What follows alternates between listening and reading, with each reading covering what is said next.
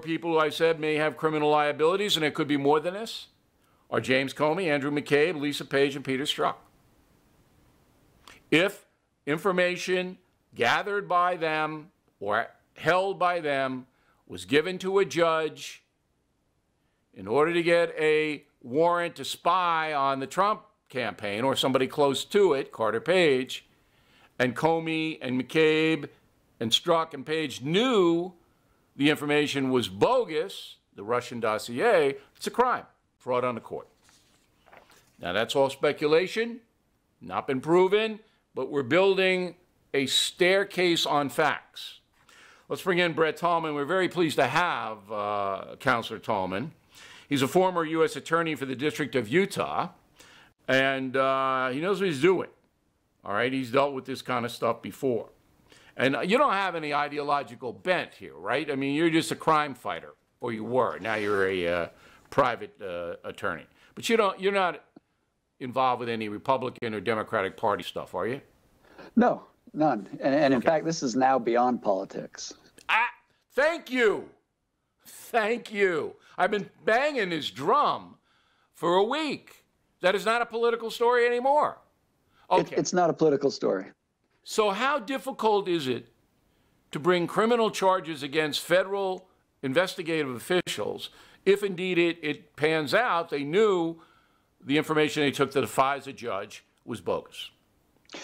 Well, let's look at this, because you're absolutely right. There may be criminal issues here in this case. The FISA court itself has a rule that you have to make the judge aware of information that may invalidate the basis for a search warrant. That's articulated in the court, and it's very different than your federal courts that you're getting a search warrant on a drug case. In addition to that, you have perjury issues. If you're put under oath, when you swear to or attest to the information you're giving to the judge, you may have perjury issues. You also may have what's referred to as a 1001 prosecution potential, and that is, are you knowingly giving false information to a federal official? And if you are, there's a specific statute that governs that. And then on top of that, Bill, if it is knowingly, and you stated it correctly, we want to know what they knew and when did they know it. If it's knowingly, you cannot argue that obstruction of justice prosecution should apply in some instances and not also argue then that it wouldn't apply here. And that may be the more difficult hurdle for those that would be accused of knowingly giving the false information to a FISA judge. Now, the FISA court was set up solely to protect the United States from terror activity. It's a totally different thing than you mentioned the drug court or anything like that. James Comey did two things that startled me. The first thing he did was he came out and said that the dossier the FBI used, at least partially, to convince a judge to write the warrant against Carter Page, Comey admitted that it was unsubstantiated. He publicly admitted that. Yet he put his name on paperwork that was submitted to the judge to get the wire, basically partially based on his dossier. The second thing that stunned me was after the memo from the Republicans on the House Intelligence Committee came out, Comey tweeted, "Is that it?" I thought that was pretty arrogant of him to do. I went, you know, maybe you should be a little bit more concerned here, former Director Comey. What were your take on it? Well, you know, the FBI has had a long history of prosecuting corruption. And now the allegations are turned, and it's facing them. And the question becomes, did the Steele dossier constitute the most important part of what was presented to this judge, this FISA judge? Apparently, it is the first thing that is presented to the FISA judge. And having worked in the United States Senate, I had top secret clearance. I worked on some of the rulemaking for the FISA court. And the process is supposed to be like this. Several days before they're going to approach the judge, they're going to give them a packet of all the wiretaps they want. And in that packet is supposed to be the critical information. It can't be anonymous sources, and it's supposed to be vetted information. That judge then takes that packet and reviews it days in advance. And that's very different than a federal court when it, last minute talks to an agent and is talking to them to get a drug search warrant. This is several days in which that FISA court judge can sit and review and outline the types of questions that need to be asked of these agents. Now, I've been asked before, is it possible that the director doesn't know what's being presented to the FISA court judge? I will tell you why that's so hard to believe.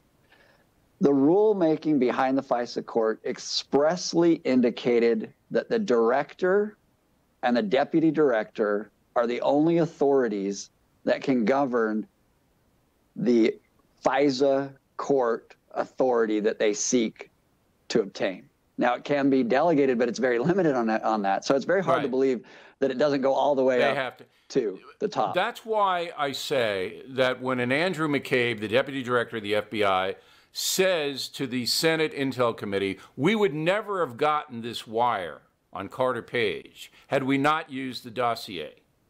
And then Comey, his boss, says, we know the dossier is unverified. I put those two statements together and I go, there's got to be a crime here. Maybe maybe they were just the gang that couldn't shoot straight, but it's hard to believe a guy like Comey and McCabe, these guys, would be that stupid. It is incredibly damaging to acknowledge that they would not have gotten the Steele dossier or gotten the warrant without the Steele dossier. That, if that is accurate, that is one of the most damaging facts in this scenario, and it doesn't matter if you're Democrat or Republican. That's what the Republicans on that committee say, and they put it in a memo. That's correct, and the fact that they could not have, acquired this search warrant without the Steele dossier, and then what did they know and when did they know it? And if they knew that wasn't accurate or that it was paid for, they had an obligation to bring that to the FISA court judge. And I would also say, Bill, the judge had an obligation to ask questions and find out who is this Steele and why is it that this dossier is in front of me. And the FBI has admitted, as far as I know, that they didn't tell the judge that the Steele dossier was paid for by the Hillary Clinton campaign and the DNC. And they never mentioned it. I mean, it gets deeper and deeper and deeper into criminal territory. When the FBI seeks a search warrant for a drug search warrant, bias doesn't really matter. Whether we agree with that or not, a federal judge can receive biased information. The agent can be biased. It's supposed to look just at the four corners of the information for the search warrant. But the FISA court is different. It's national security, and it's wiretapping, and it's done without necessarily any probable cause that a crime has been committed, but that you are concerned about national security. That's right. It's a whole There's different a higher thing. standard. That's Last correct. question for you. Who's going to investigate the FBI? There isn't an agency in the country, a federal agency in the country, with the resources to do a criminal investigation on the FBI itself. Is there? Who's going to do that? You asked the key question. People say, why are we going after the FBI, and why is this such a? There's so many good agents. The problem here is there's nothing higher. There's no other resource. This is supposed to be the pinnacle of our investigative powers as a country. So without a special prosecutor with a team of individuals willing to go in, and I do not buy for a second that the OIG is capable of uncovering this type of corruption. They're good, inspectors generals are good. They're diligent. I don't think they have the absolute ability to uncover what might have gone on here. So you think a special counsel, which I have called for, is necessary to look at Comey, McCabe, and the rest of the FBI people. The problem is it's got to be appointed, the special counsel, by the Attorney General, Jeff Sessions, who's recused himself from the Russian part of all of this. So then it gets to be messy there, and Sessions has been like very, very quiet. He has not been aggressive here at all. Right. But he would be the guy that would have to do it. It would have to come through the AG. I mean, think about the other option. Congress? No, Is Congress going to be able to do this? They can't can't. organize themselves to do it. Now, so then could we the are left with president that. order Sessions to do that? Well, the recusal issue is a concern. The Department of Justice should take a quick look at the Deputy Attorney General and the Attorney General recusing. There are principal Deputy Attorney Generals that can fill this role, who can step in. Who can do it, right. Who Because do not have to Rosenstein recuse. himself, he's Correct. a deputy. He may be implicated in this. It's a long right. shot, but he was with Comey and all these guys. So Right, and it you would have to be a avoid even the third down. appearance. Right, it'd That's have to be a right. third down. But who That's correct. can Trump pick up the phone and say to Sessions, look, you two got to get out of there, Sessions and Rosenstein, and you got to get a third guy in there to give this special counsel some support so that we can get to the bottom of it. Should a president do that?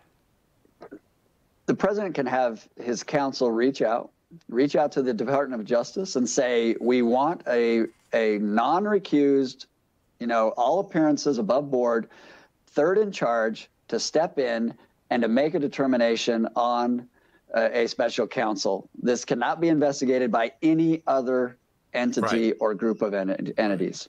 And Sessions doesn't have to take that. He doesn't have to do it, but he could get fired if he didn't do it. Correct. And so the mess continues. I got to tell you, Counselor, that was the best interview that I have seen on this subject. I'm not saying bragging about me, all right, but you put forth to my viewers tonight the best and most honest